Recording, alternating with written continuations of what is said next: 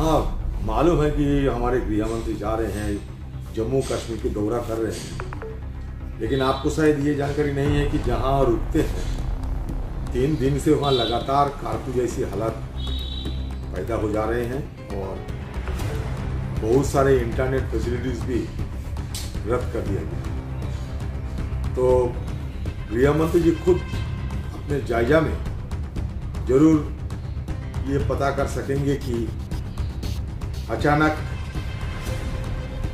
मैं जिसको कहते हैं कि अपरिपक्व और तर्कहीन जो फैसला लिया गया था, इसका नतीजा आज ही भुगतने पड़ रहे हैं। अब 2 चीज सामने रखते हो। आज कश्मीर में सिर्फ पिछले 1-2 हफ्ते के अंदर कितने सिविलियन को हत्या की गए हैं, इसका आंकड़ा आप देखिए। और अभी तक एक मिलिटेंट जिन्होंने बेगुनाह और मासूम लोगों को हत्या किए हैं, हिंदू भी है मुसलमान भी है, उनको अब तक गिरफ्तारी नहीं हुई। एक नंबर 2, आप जानते हैं पूंछ सेक्टर में, पूंछ एरिया में पिछले 13 दिनों से लगातार आर्मी ऑपरेशन चल रहे हैं। हमारे नौजवान शहीद हो चुके हैं, उसमें जो 2 जेसीओ भी है, जूनियर कमीशन ऑफिसर भी है। आज तक 13 दिन के उपरांत भी कोई मिलिटेंट्स की दीदार नहीं, कोई नहीं पकड़ा गया, आमने सामने टकराव नहीं। इसका मतलब क्या निकलता है? इसका मतलब यह निकलता है कि पूंछ की एरिया में, जहां पिछले 2 दशकों में पूंछ की उस एरिया शांत, बिल्कुल शांत, कोई तनाव नहीं था, कोई मिलिटेंट एक्टिविटी नहीं थी, आज वहां कॉर्डन लगा के 13 दिन बैठे हैं और सारे हमारे chief of the army staff भी जा रहे हैं, फिर भी हमारे फौजों की मिलिटेंट्स के बारे में ना आता ना पता कुछ है। ये बड़ी चिंता की विषय है, हमारे फौजों के लिए बड़ी चिंता की विषय है। सारे टेक्नोलॉजी की इस्तेमाल किया जा रहा है, ड्रोन से लेकर सब कुछ, लेकिन कहां मिलिटेंट पता नहीं। मिलिटेंट लोगों को दीदार नहीं हुई अभी तक। तो इसमें ये जरूर साबित होते हैं, जाहिरी तौर पर ये जरूर मैं कहूंगा। उन्होंने कहा कि जो आज टेररिज्म हो रहा है, जो आतंक है, जो आतंकी है, आतंकवाद है, उसकी जो जड़ है वो 370 ही थी, जिसको 1952 में कांग्रेस ने लगाया। बहुत अच्छा, अब तो 370 धारा नहीं है, आप तो रद्द किया गया। आज नहीं 2 साल हो गए, रद्द तो हो गए, तो आप क्यों हो रहे हैं?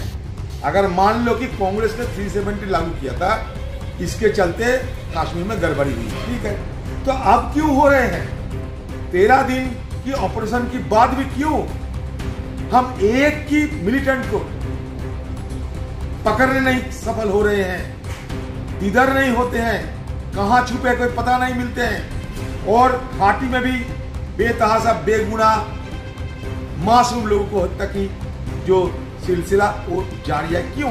अब तो नहीं है, अब तक का पहलवान गृह मंत्री आ गए, आपको 56 इंची वाले प्रधानमंत्री भी आ गए, अब किसका डर है? फिर भी क्यों ये हाल है कि गृह मंत्री जब कश्मीर की दौरा कर रहे हैं तो उनको वहां रुकने का जगह है, 3 दिनों से वहां लगातार कर्फ्यू रहेगी, किसी को आवागमन नहीं रहेगी, वहां सारे इंटरनेट बंद किया जा रहा है जहां जहां अमित शाह जी जाने वाले हैं। क्यों ऐसा हालत हुई है? अगर सामान्य हालत होती तो गृह मंत्री के लिए इस तरीके की सिक्योरिटी अरेंजमेंट नहीं किया गया था।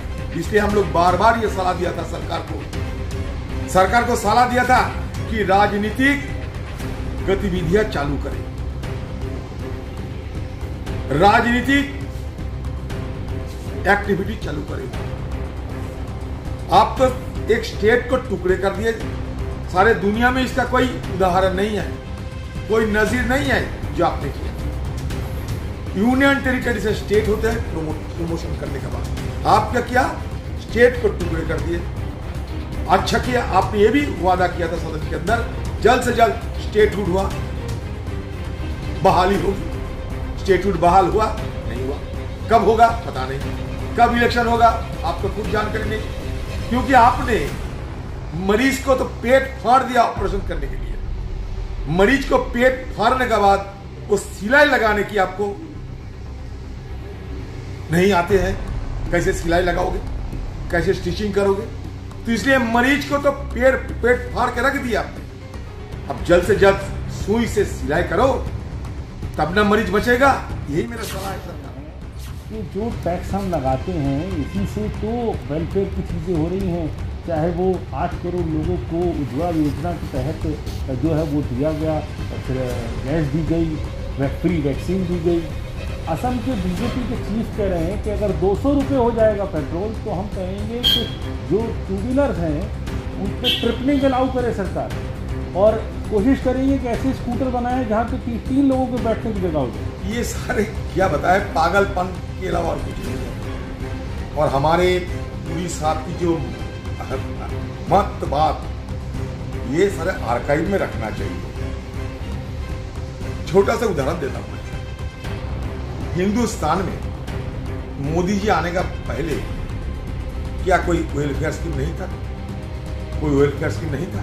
100 दिन के काम किसने लाए थे? खाद्य सुरक्षा कानून किसने लागू किया था? घर घर बिजली किसने लागू किया था? तो उस समय क्या तेल की दाम बढ़ाने पड़े? अच्छा ठीक है, मान लीजिए पूरी साहब आप जवाब दो कि पेट्रोल और डीजल पे, कुकिंग गैस पे टैक्स लगा के दाम की इजाफा करते हुए कितने पैसा ये सरकार कमाई, और इस कमाई से कितने पैसा वेलफेयर स्कीम के लिए आपने बांटे, ये तो कम से कम बताइए। हम आपको बता देते हैं पूरी साहब, आप सत्ता पे आने के बाद अब तक 44 लाख करोड़ रुपया सिर्फ पेट्रोल और डीजल की दाम की इजाफा करते हुए कमाया। सिर्फ जनवरी से, इस साल की जनवरी से अब तक पेट्रोल और डीजल में 27 और 29% अपने दाम की इजाफा किए, और वैक्सीन के लिए आपने 35,000 करोड़ आपने बांटा है, दिए हैं एलोकेशन के। तो ये सरकार की क्या यही सरकार की रवैया होगी कि भाई हम वेलफेयर स्कीम चालू करेंगे, इसलिए सब हम टैक्स लागू करेंगे डीजल पेट्रोल और रसोई की गैस पे। जब आप लागू करते हैं इस तरीके की बेतहाशा पैसा इजाफा करते हुए, तो सबसे ज्यादा कष्ट किन लोगों को होते हैं? सबसे ज्यादा कष्ट आम लोग की होते हैं। बाजार में आग लग जाते हैं, हर चीज महंगा होते जाते हैं। क्यों? कि आपने पेट्रोल डीजल की सारे कीमतें बढ़ा दी। इसका असर बाजार में आते हैं। आपकी पूरी साहब बहुत सारे इकोनॉमिस्ट है आपकी सरकार में, कोई इकोनॉमिस्ट से कम पूछ लिया करो कि इसका असर कहां होता है, कॉन्सिक्वेंस क्या होते हैं, कॉन्सिक्वेंशियल इफेक्ट क्या होते हैं, ये तो कम से कम पूछ लिया करो। आम लोगों को गुमराह मत करो, आम लोगों को धोखा दिया मत करो, आम लोगों को सच्ची बताओ।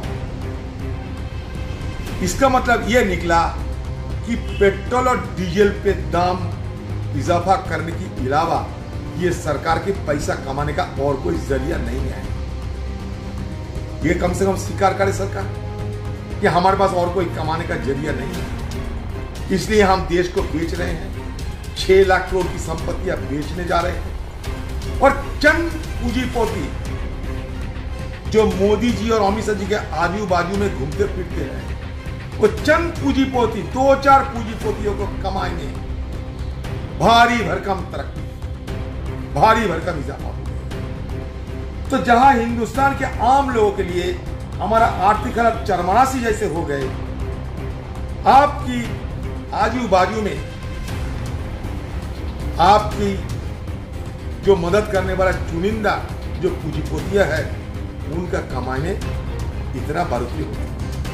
अब इसको थोड़ा ब्यौरा आम लोगों के सामने पेश करें। पुरी जी सुना है आपने, बड़ा शिक्षित आदमी, शिक्षित आदमी की यह धर्म नहीं होना चाहिए कि आम लोगों को गुमराह करे, आम लोगों को